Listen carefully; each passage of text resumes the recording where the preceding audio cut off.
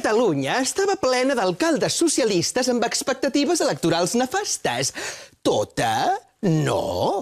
Una capital de província tenia un alcalde indomable molt ben valorat a les enquestes. Era Lleida. I dic era perquè ja no ho és.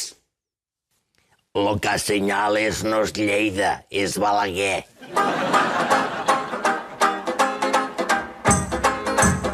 Bé, sota la boira totes les ciutats són iguals. Aquest tipus de comentaris no beneficien gens la meva campanya electoral. Àngel, el que no beneficia la campanya és que la tinent d'alcalde t'hagi denunciat per malversació de fons i que la fiscalia hagi escorcollat la paeria. Àngel, tan difícil és mantenir el partit sense divisions internes. Tu també tens divisions internes. Per exemple, jo. Què vols dir? Que la meua tinent d'alcalde es va enfadar molt amb mi perquè li vaig prometre que si jo aconseguia ser líder del PSC, ella seria la nova alcalde. Però clar, com que et vas presentar tu...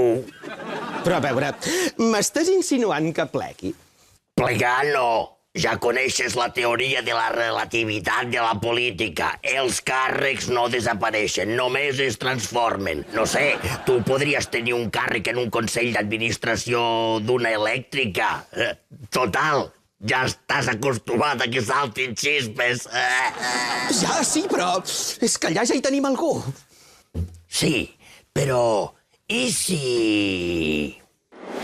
Tinc un amic, molt amic, que li encantaria estar al teu consell d'administració. Si li deixes el lloc, jo et posaré a la mesa del Parlament. Pere Navarro? Sí, oi que la mesa del Parlament és avorridíssima? Sí, et proposo un canvi radical. Ser el nostre representant a la Corpo. Emocionant, Perfecte, perfecte, molt bé. Dic, ens veiem, Adéu, adéu. Et mereixes ser director del CCCB.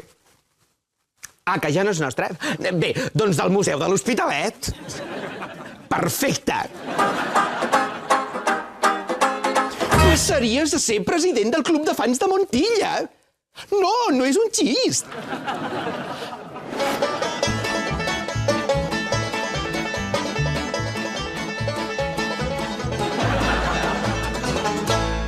Series el perruquer del Balmont. Pensa que mai no et faltarà feina.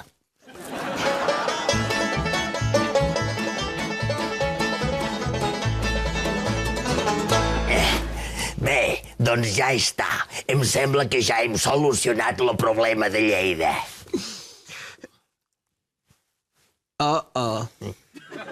Em sembla que ens ha quedat algú per col·locar.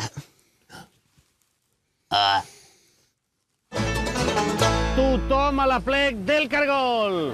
I si el vol fa la llauna, t'explico anècdotes del Senat.